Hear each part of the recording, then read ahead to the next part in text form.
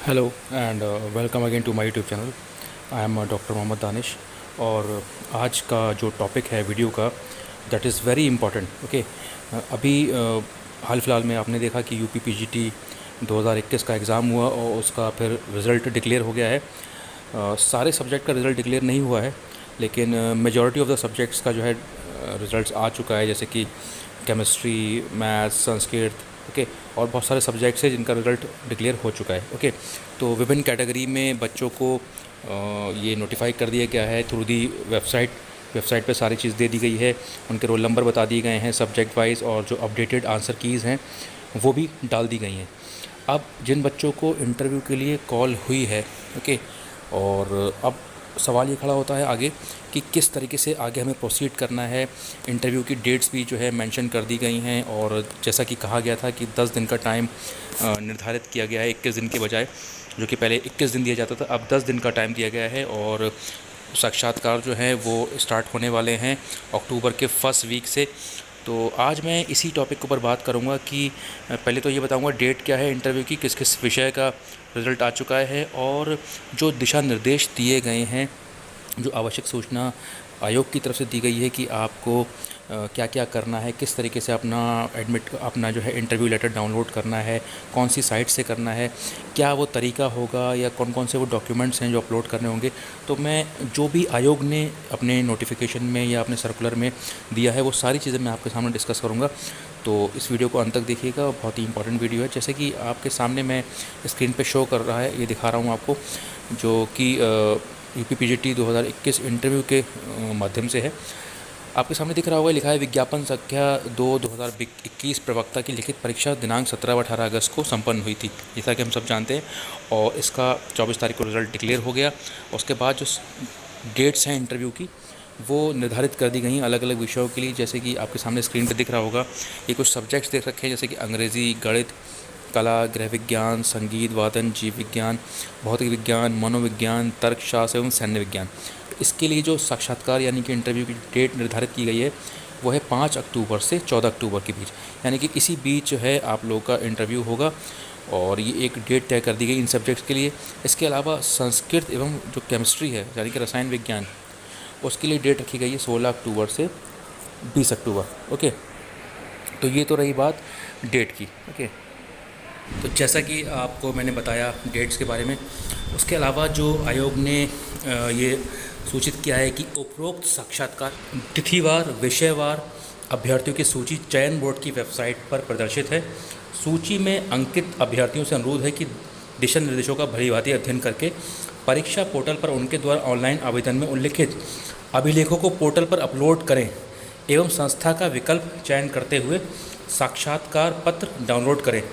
यानी कि इस लाइन से, जो आपके सामने ये लाइन मेंशन की हुई है, मैं आपके सामने बता दे रहा हूँ, ये जो लाइन है बहुत ही इम्पॉर्टेंट लाइन है। जैसा कि आपके सामने ये मेंशन्ड है कि ये आपको दिख रहा होगा पोर्शन, कि सभी दिशा निर्देशों का भलीभांति पालन करते हुए परीक्षा पोर्टल पर उनके द्वारा ऑनलाइन आवेदन में उल्लिखित, यानी कि जो भी आपने अपने ऑनलाइन फॉर्म में अप्लाई किया था, जो भी डिटेल वहाँ मेंशन की है, ओके, वो आपको अभिलेखों के पोर्टल पर अपलोड करें। यानी कि उनके अभिलेख से मतलब होता है उनके प्रूफ। अगर आपने 10th की कुछ मार्कशीट है, या 12th की है, या आपका पोस्ट ग्रेजुएशन है, या जो भी चीज़ आप क्लेम कर रहे हैं, ओके, तो वो आप वहाँ पर पोर्टल पर अपलोड करें। तो एवं संस्था का विकल्प चयन करते हुए, संस्था का विकल्प से मतलब आपके सामने वहाँ पर कॉलेजेस के नाम दे रखे होंगे, उसको आप सेलेक्ट करें, और तदनुसार नियत तिथि, हाँ, साथ साथ ये भी दे रखा है कि आप जब अपलोड करेंगे सारे डॉक्यूमेंट, तो अपलोड करने के बाद ही आपका साक्षात्कार पत्र डाउनलोड होगा। तदनुसार नियत तिथि व समय को साक्षात्कार हेतु चयन बोर्ड कार्यालय में अपने मूल अभिलेखों के साथ उपस्थित हों। बहुत ही इंपॉर्टेंट लाइन है, मैं फिर आपसे कह रहा हूँ, इसको बहुत गौर से देख लीजिए जो भी बच्चे इंटरव्यू के लिए जा रहे हैं। फिर से मैं पढ़ दे रहा हूँ इस लाइन को, कि उल्लिखित अभिलेखों को, साफ साफ लिखा हुआ है कि सूची में अंकित अभ्यर्थियों से अनुरोध है कि दिशा निर्देशों का भलीभांति अध्ययन करके परीक्षा पोर्टल पर उनके द्वारा ऑनलाइन आवेदन में उल्लिखित अभिलेखों को पोर्टल पर अपलोड करें ये लाइन बार बार ये दोहरा रही है कि जो भी आपने ऑनलाइन अपने आवेदन में मेंशन किया था उन सब के सपोर्टिंग डॉक्यूमेंट्स आपको जो पोर्टल दे रखा है वहाँ पर अपलोड करने हैं, और संस्था का विकल्प चयन करते हुए जो भी आपको कॉलेजेस का जो भी सूची दी जाएगी वहाँ पर आपको कॉलेज चूज़ करने होंगे, तभी आपका जो है इंटरव्यू लेटर डाउनलोड हो पाएगा। और आपकी जो भी एक सेपरेट डेट आपके लिए दे रखी है कि आपको इस डेट पे जाना है, उस डेट पे आपको उस और टाइम पे पहुंचकर अपना इंटरव्यू देना है, और इंटरव्यू कार्यालय में अपने जो मूल अभिलेख से मतलब होता है जो आपके ओरिजिनल डॉक्यूमेंट्स है उसके साथ आप प्रस्तुत हों। ठीक है। प्रथम बैच के अभ्यर्थियों के लिए रिपोर्टिंग का समय प्रातः 8 बजे तथा द्वितीय बैच के लिए अभ्यर्थियों के लिए रिपोर्टिंग का समय 12 बजे। तो 2 बैचेस में करा जा रहा है। फर्स्ट बैच जो होगा वो 8 बजे और सेकंड बैच जो होगा वो 12 बजे। उसके अलावा कुछ महत्वपूर्ण अनुदेश दे रखे हैं, ये देख लीजिए गौर से। मैं इसको बहुत ही आसान शब्दों में आपको समझा दूं, तो कई बार ऐसा होता है हिंदी भाषा कई बार इस तरीके से लिखी होती है कि समझने में दिक्कत होती है। जैसा कि लिखा हुआ है कि अभ्यर्थी कृपया नोट करें कि साक्षात्कार हेतु नियत तिथि और समय में किसी प्रकार का परिवर्तन किया जाना संभव नहीं होगा। कि आप सोचें कि भाई हमारी इंटरव्यू की डेट किसी वजह से आगे पीछे बढ़ जाए, या आपकी इंटरव्यू की डेट के दिन आपका कोई और इंपॉर्टेंट काम निकल आए तो आप सोचें कि नहीं यार मेरी डेट आगे पीछे हो जाए, तो ऐसा पॉसिबल नहीं है। उसके अलावा सेकंड पॉइंट, प्रथम एवं द्वितीय बैच के अभ्यर्थियों के लिए रिपोर्टिंग का अंतिम समय 11 बजे और 3 बजे है। यानी कि अगर किसी की 8 बजे का टाइम है तो 11 बजे के बाद फिर उसका कोई इंटरव्यू नहीं होगा, और जिसका 12 बजे का रिपोर्टिंग टाइम है उसका 3 बजे के बाद कोई भी उसका इंटरव्यू के लिए उसको प्रवेश नहीं दिया जाएगा।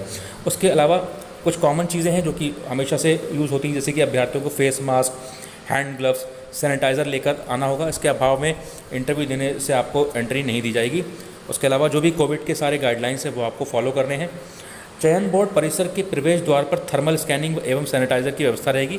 तो ये कॉमन इंस्ट्रक्शंस हैं जो हमेशा से होते हैं, और सोशल डिस्टेंसिंग आपको पालन करना है। और साफ साफ लिखा हुआ है कि किसी भी तरीके की जो है अनुशासनहीनता, साफ साफ लिखा हुआ है कि कोई भी इनडिसिप्लिन जो है वो एक्सेप्ट नहीं होगा। ये लिखा हुआ है साफ साफ कि अनुशासनहीनता, अशांति फैलाने अथवा साक्षात्कार कार्य में बाधा डालने पर अभ्यर्थियों को साक्षात्कार से वंचित किया जा सकता है। यानी कि कोई भी आप ग्रुपिंग कर रहे हैं, ग्रुपिंग करके वहाँ पर कोई नारेबाजी या किसी भी तरीके के एंटी सोशल एलिमेंट्स के साथ मिलकर आपको वहाँ पर शोर शराबा कर रहे हैं, तो आपको इंटरव्यू से डिबार कर दिया जाएगा, और आने वाली भविष्य की परीक्षाओं में भी आपको रोक दिया जाएगा। ओके, तो आपको इस बात का बहुत ध्यान रखना है। किसी भी तरीके की भीड़ के साथ जो है मॉब बिहेवियर जो होता है उसको फॉलो नहीं करना है। एक आप शिक्षक बनने जा रहे हैं, आप एक इंटर कॉलेज के शिक्षक बनने जा रहे हैं, ठीक है, प्रवक्ता बनने जा रहे हैं, तो आपको वही सोचते हुए कि आप किस पोस्ट के लिए जा रहे हैं, तो अपनी मर्यादाओं को ध्यान में रखते हुए, अपनी लिमिट्स को ध्यान में रखते हुए काम करना है। राइट। उसके बाद आगे बढ़ते हैं कि साक्षात्कार पत्र डाउनलोड करने हेतु महत्वपूर्ण दिशा निर्देश। साक्षात्कार पत्र यानी कि जो आपका इंटरव्यू लेटर है, डाउनलोड करने से पहले अभ्यर्थियों को ऑनलाइन आवेदन में उल्लिखित अभिलेखों को पोर्टल पर अपलोड करना है, जो कि मैं पहले ही बता चुका हूँ, एवं संस्था का विकल्प चयन करना अनिवार्य है। आवेदन में उल्लेख किए गए अर्हताओं से इतर अपलोड किए गए अभिलेख ना तो मान्य किए जाएंगे और ना ही इसकी अधिमानता अंक प्रदान किए जाएंगे। कहने का मतलब ये है कि आपने कोई चीज़ अगर अपने एप्लीकेशन फॉर्म में मेंशन नहीं की थी और वो चीज़ आप यहाँ पर अपलोड कर रहे हैं, जैसे कि किसी ने बीएड नहीं किया था या बीएड की आपने मार्कशीट या वो अपलोड कर दी, या पीएचडी नहीं उसमें अप्लाई किया है, पीएचडी मेंशन नहीं किया है और आप पीएचडी की डिग्री लगा रहे हो, तो उन चीज़ों को लगाने का कोई फ़ायदा नहीं। या ईडब्ल्यूएस आपने क्लेम नहीं किया और ईडब्ल्यूएस लगा रहे हो, तो या कोई भी सर्टिफिकेट आपने क्लेम किया है एससी एसटी का, वो नहीं लगा रहे हो, या नहीं क्लेम किया है तो लगा रहे हो, तो उस केस में आपका वो डॉक्यूमेंट जो है वो क्लेम में नहीं आएगा, वो काउंट नहीं होगा। साफ साफ लिखा हुआ है। और ना ही इसकी अधिमानता के अंक प्रदान किए जाएंगे, तो कोई मार्क्स भी आपको उसके लिए नहीं मिलेगा। राइट। उसके अलावा सेकंड पॉइंट क्या कहता है कि अभ्यर्थी द्वारा उसके आवेदन में उल्लिखित अर्हताओं के सापेक्ष संबंधित अभिलेख प्रमाण पत्र अपलोड न करने अथवा उक्त अर्हता से इतर कोई भी अन्य अभिलेख अपलोड करने की दिशा में अभ्यर्थी का अभ्यर्थन निरस्त किया जा सकता है। यानी कि बहुत ध्यान से अपने डॉक्यूमेंट्स अपलोड कीजिएगा। जो चीज़ क्लेम नहीं की है वो अपलोड मत कीजिएगा, उस केस में आपका अभ्यर्थन निरस्त किया जा सकता है, और उसकी होल सोल रिस्पॉन्सिबिलिटी या दायित्व किसका होगा? आपका होगा। साफ साफ लिखा हुआ है, इसमें कोई दो राय नहीं है। तो आप कोई भी ऐसा काम ना करें जिससे कि आपका रिटर्न क्वालिफाई होने के बाद भी आपको इंटरव्यू से डिबार कर दिया जाए। नेक्स्ट पॉइंट, ये दोनों प्रक्रिया पूर्ण करने के उपरांत ही अभ्यर्थी अपना साक्षात्कार पत्र और संस्था की अधिमानता सूची को डाउनलोड कर सकता है। ठीक है, तो ये बेसिक चीज़ है कि आप अपने डॉक्यूमेंट्स अपलोड कीजिए जो भी आपने क्लेम किए हैं, जो भी आपने फॉर्म में शो किए हैं, और अपना इंटरव्यू लेटर डाउनलोड कीजिए। राइट। अभ्यर्थी द्वारा ये सुनिश्चित कर लिया जाए कि उसने संस्था की अधिमानता सूची एवं अपलोड किए गए अभिलेखों का प्रिंट आउट निकाल कर अपने पास सुरक्षित रख लिया या नहीं। तो जब भी आप डॉक्यूमेंट्स वगैरह अपलोड कर रहे हैं तो आपके पास उनकी कॉपी होना चाहिए, ठीक है। और जब इंटरव्यू लेटर आप डाउनलोड करें उसकी कॉपी पे आप अपने पास रख लें प्रिंट आउट निकाल के, क्योंकि वो आपसे मांगा जाएगा। साक्षात्कार के समय अभिलेख सत्यापन के दौरान, यानी कि जो आपके डॉक्यूमेंट्स वेरीफाई होंगे, अभ्यर्थी को अपनी संस्था अधिमानता सूची और अपलोड किए गए अभिलेखों की मूल प्रतियां प्रस्तुत करनी होंगी। वही बात जो मैंने अभी पिछले पॉइंट में बोली कि आपके पास जो भी चीज़ आपने अपलोड की है उसका ओरिजिनल डॉक्यूमेंट्स आपके पास होना चाहिए, तत्पश्चात ही अभ्यर्थियों का अभिलेख सत्यापन हो सकेगा। नेक्स्ट पॉइंट क्या कह रहा है कि जिन अभ्यर्थियों का सत्यापन सफलतापूर्वक हो जाएगा वही अभ्यर्थी साक्षात्कार के लिए आगे की प्रक्रिया में सम्मिलित हो सकेंगे। तो ऑब्वियस सी बात है कि अगर आपका जब सारे डॉक्यूमेंट वेरिफिकेशन हो गए, आपने जो अपलोड किया था वो मैच करा दिया, तभी आपको आगे इंटरव्यू के लिए भेजा जाएगा, राइट। अभ्यर्थियों को अभिलेख अपलोड करने, संस्था की अधिमानता भरने एवं साक्षात्कार पत्र डाउनलोड करने अथवा अन्य किसी बिंदु पर यदि कोई आपकी प्रॉब्लम है तो ये हेल्पलाइन नंबर दे रखे हैं, आप इस पर कॉन्टैक्ट कर सकते हैं। अब ये सामने आपके ये साक्षात्कार पत्र डाउनलोड करने की एक प्रक्रिया दे रखी है, that is the process to download the interview letter. Okay, now क्या प्रोसेस है, तो साफ साफ लिखा हुआ है कि अभ्यर्थियों द्वारा साक्षात्कार पत्र डाउनलोड करने हेतु उन्हें सर्वप्रथम ई परीक्षा पोर्टल, एक ई परीक्षा पोर्टल है जो कि एक थर्ड पार्टी पोर्टल है जो कि बना रखा है और उस पर सारी इन्फॉर्मेशन आपको मिलेगी। वो पोर्टल कौन सा है, pariksha.up.nic.in। आपने देखा होगा सारे जितने भी गवर्नमेंट एग्जाम्स हैं और अलग अलग एग्जाम्स हैं, इसकी डिटेल यहाँ पर मिल जाती है। तो इस पर आप जाएंगे तो वहाँ पर Uttar Pradesh secondary education service selection board Prayagraj एक लिंक दे रखा होगा, उस पर आप जब क्लिक करेंगे, क्लिक करते ही क्या होगा, देखिए उस लिंक पे आपने जब क्लिक किया तो वहाँ लिखा होगा क्लिक हेयर टू सबमिट।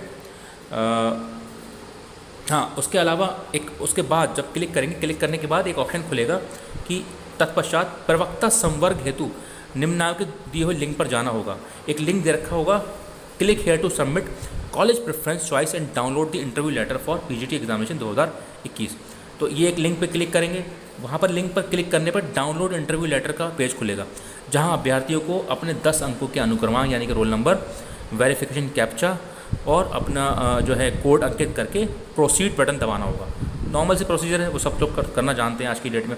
उसके बाद एक OTP आएगा, सेंड OTP, और वो उस पर क्लिक जब करेंगे तो आपको एक 6 अंकों का OTP प्राप्त होगा जो कि आपने नंबर अपना दिया होगा जब आपने फॉर्म भरा होगा। उस OTP को आप वेरीफाई करिए और वेरीफाई करते ही जो है आपका सेक्शन खुल जाएगा। तो वहाँ पर 4 सेक्शन दिखाई देंगे। जैसे OTP आप तैयार होगा उसके बाद क्लिक होते ही 4 सेक्शन दिखाई देंगे। प्रथम सेक्शन क्या होगा, उसमें लिखा रहेगा कि अभ्यर्थी का संपूर्ण आवेदन पत्र दिखेगा, मतलब आपने जो भी एप्लीकेशन फॉर्म भरा था जब आपने एग्जाम देने से पहले, तो वो आपका फॉर्म वहाँ खुल जाएगा। तो वहाँ से भी आप अपना फॉर्म का प्रिंट दे सकते हैं, एप्लीकेशन फॉर्म। ओके, फिर सेकंड सेक्शन क्या बता रहा होगा, सेकंड सेक्शन में दे रखा होगा कि अभ्यर्थियों को उनकी अधिमानताएं यानी कि सबमिट चॉइस प्रेफरेंसेस भरनी होंगी, जो भी आपकी प्रेफरेंसेस हैं कॉलेज की। और बाईं ओर प्रदर्शित संस्थाओं की सूची में अभ्यर्थी किन्हीं 5 संस्थाओं को चुन सकता है। तो जो कॉलेज की लिस्ट दे रखी होगी उसमें किसी 5 कॉलेज को आप चुन सकते हैं। अभ्यर्थी जैसे ही संस्था को टिक करेगा वो संस्था दाईं ओर दिखने लगेगी, ओके, दिखाई देने लगेगी, राइट। अभ्यर्थी द्वारा आवश्यकता अनुसार अधिमानताओं को रीसेट करके पुनः चुना जा सकता है। तो वो चीज़ें आप दोबारा रीसेट करेंगे तो उसे आप दोबारा से चुन सकते हैं। अधिमानित संस्थाओं का चुनाव करने के पश्चात अभ्यर्थी वेरिफिकेशन कोड अंकित कर सबमिट योर चॉइस बटन पर क्लिक करेंगे। तो एक बार सारी अपनी डिटेल डाल दी तो जो भी आपने चॉइस डाली है उस पर आप उसका सबमिट कर देंगे और जैसे ही सबमिट हो जाएगी उसमें एक ऑप्शन आएगा लॉक योर चॉइस। तो आपकी चॉइस लॉक हो जाएगी और फिर आप उसमें चेंजेस नहीं कर सकते। संस्था की अधिमानता की सूचना एक बार दर्ज होने के पश्चात उसमें कोई संशोधन या परिवर्तन संभव नहीं होगा। तो आप बहुत सोच समझ के ही अपनी चॉइस को फिल करें, ठीक है, क्योंकि उसके बाद उसमें कोई चेंजेस के चांसेस नहीं होंगे। फिर आता है आपका थर्ड सेक्शन। थर्ड सेक्शन में क्या होगा, अधिमानता विकल्प लॉक करने के उपरांत अनिवार्य अभिलेख प्रपत्रों की सूची प्रदर्शित होगी। जैसे ही आप अपनी चॉइस फिल करेंगे, चॉइस फिल करते ही जो सेक्शन थर्ड है उसमें ये शो करेगा कि भाई आपको क्या क्या डॉक्यूमेंट्स अपलोड करने हैं। साफ साफ लिखा हुआ है कि अधिमानता विकल्प लॉक करने के पश्चात उपरांत अनिवार्य अभिलेख प्रपत्रों की सूची प्रदर्शित होगी। यहाँ अभ्यर्थियों को अपना अभिलेख अपलोड करने हैं। प्रत्येक अभिलेख के सम्मुख बारी बारी से जारी करने वाले प्राधिकारी जारी करने की तिथि, प्रमाण पत्र, क्रमांक, अंकित, बस सारे डॉक्यूमेंट्स जो जो ऑप्शन वहाँ दे रखे हैं वो भी आपको क्लिक करके भरने हैं। और जो डॉक्यूमेंट का साइज़ है वो होगा आपका 25 KB से मैक्सिमम 500 KB, और वो भी आपको PDF फॉर्मेट में। आपने जो भी डॉक्यूमेंट अपलोड करना है वो PDF फॉर्मेट में होगा, ओके। अगर उसके अलावा कोई भी आप फॉर्मेट है तो वो एक्सेप्ट नहीं होगा। अगर कोई एक अभिलेख एक से अधिक फाइल में हो तो उन सबको आपको एक सिंगल फाइल यानी कि मर्ज करके बनाना होगा, यानी कि 2-4 डॉक्यूमेंट है और एक ही डॉक्यूमेंट बना के डालना होगा। यदि अब सभी अभिलेख अपलोड करने के उपरांत verification code Ankit lock your uploaded documents पर बटन पर आपको क्लिक करना होगा, यानी कि आपने एक बार सारे डॉक्यूमेंट अपलोड कर दिए तो एक ऑप्शन आएगा लॉक योर अपलोडेड डॉक्यूमेंट्स, तो उस पर आप क्लिक कर दिए, वो सारा आपका अपलोड हो जाएगा। फिर आता है आपका सेक्शन 4। सेक्शन 4 में क्या होगा, अभ्यर्थी अपना साक्षात्कार पत्र, अधिमानताओं की वरीयता सूची एवं अपलोड किए गए अभिलेख पत्रों की सूची प्रिंट कर सकेंगे, जिन्हें साक्षात्कार में आप अपने मूल अभिलेखों के साथ लाएंगे। तो उनका प्रिंट निकाल लिए और अपने ओरिजिनल डॉक्यूमेंट के साथ उनको लेके जाइए। तो ये एक प्रोसीजर है, बहुत ज़्यादा कोई मुश्किल प्रोसीजर नहीं है, आसान है, सारी चीज़ें वहाँ दे रखी हैं। डॉक्यूमेंट जब आप डालेंगे तो डॉक्यूमेंट हमेशा PDF फॉर्म में डालिए। PDF फॉर्म आप समझ सकते हैं कि कन्वर्ट की जाती है। जब कभी आप इमेज क्रिएट करते हैं ना, किसी चीज़ की फ़ोटो खींचते हैं, तो फ़ोटो खींचने के बाद अपने डॉक्यूमेंट को PDF में कन्वर्ट करना होता है, जिसे हम बोलते हैं पोर्टेबल डॉक्यूमेंट फॉर्मेट, या आप उसको कहीं भी कैरी कर सकते हैं। ओके, और उसका साइज़ भी उन्होंने दे रखा है कि 25 KB से 500 KB से अधिक नहीं होना चाहिए। तो अपने डॉक्यूमेंट्स पहले ही से आप स्कैन करवा के PDF फॉर्मेट में इस साइज़ में आप रखवा लें किसी पेन ड्राइव में या मेल पे, और उसके बाद ही अपलोड करें। उससे क्या होगा, दिक्कत नहीं होगी आपको अपलोड करने में। ठीक है, तो ये तो जानकारी रही आज के सेशन में। मैंने बताया कि किस तरीके से आपको पूरी प्रोसेस करनी है, इंटरव्यू देने टाइम पे जाना है, अपने सारे डॉक्यूमेंट लेके जाने हैं, और जो चीज़ें क्लेम की हैं वही आपको शो करनी है, उसके अलावा कोई चीज़ आपको शो नहीं करनी है, अदरवाइज़ आपका साक्षात्कार निरस्त भी किया जा सकता है। तो ये रही सारी डिटेल आज की साक्षात्कार के बारे में। इसके अलावा मैं कट ऑफ के बारे में बताऊंगा। जो बहुत से बच्चे वेट कर रहे हैं कि सर कट ऑफ क्या है, तो मैं उसके ऊपर भी काम कर रहा हूँ। तो जैसे ही मेरा काम वो पूरा होता है, मैं आपको उसके बारे में भी शेयर करूँगा, क्योंकि काफ़ी बच्चों को निराशा का सामना करना पड़ा है कि उनका सिलेक्शन नहीं हुआ। तो निराश होने की बिल्कुल ज़रूरत नहीं है, हिम्मत हारने की बिल्कुल ज़रूरत नहीं है। बहुत सारे एग्ज़ाम पड़े हुए हैं, आने वाले एग्ज़ाम, अभी GIC का भी रिजल्ट आना बाकी है, और Uttar Pradesh higher education service commission बहुत से बच्चे दे रहे हैं असिस्टेंट प्रोफेसर के लिए। ओके, और भी आने वाले बहुत सारे एग्ज़ाम है, तो उसकी आप तैयारी करते रहिए, हिम्मत मत हारिए। ठीक है, तो आज के लिए इतना ही। अगर आपको वीडियो पसंद आई हो तो उसको ज़रूर लाइक करिए, शेयर करिए और सब्सक्राइब करिए मेरे channel Danish counselling. Thank you very much, thanks for watching.